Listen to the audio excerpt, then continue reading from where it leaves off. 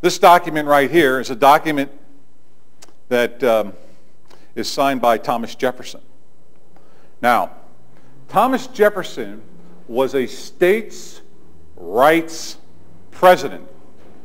John Adams, who we just talked about over there, believed in a very strong federal government. They were very much at odds at that particular time. Now, why would George Washington choose Thomas Jefferson as his first Secretary of State back when he was the first President of the United States? What duty does the Secretary have of State? Not foreign duties.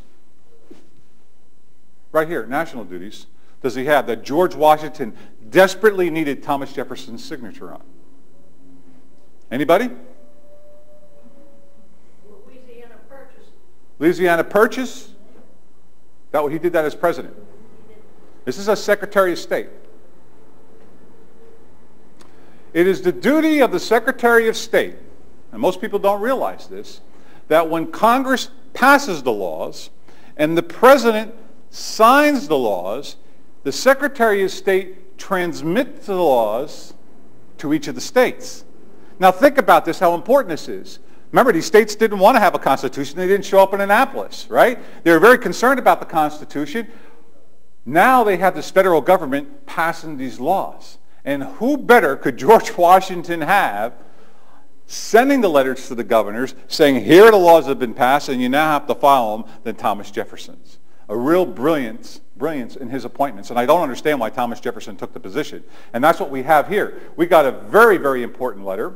This letter here is from Thomas Jefferson to His Excellency, the Governor of New York. And he says that he has the honor to transmit 3 acts that Congress has just passed. And they are enclosed. And here they are. The first act is for the enumeration of inhabitants in the United States of America. Yeah, we had to have it for the first census, right? It was extremely important. We had to apportion Congress. The second reason is the act to establish a uniform rule of naturalization. The first immigration law. So no longer could New York bring people in under their laws. They now had to follow the immigration law of the United States of America. And the third one isn't that important. It is the first full budget of the United States of America. Quite a letter. That's quite a letter, isn't that? Oh, I think this could travel around very easily. These are not documents that you find in most places. The Chicago Historical Society, though it had a huge collection, didn't have the concentration of American documents like you see here. And I know there's more, and this is only a piece of it. And I understand there are collections on the Civil War and women's history and the industrial era. Any one of those is a concentration of documents that you rarely find anywhere except in National Archives, which has more than anybody else.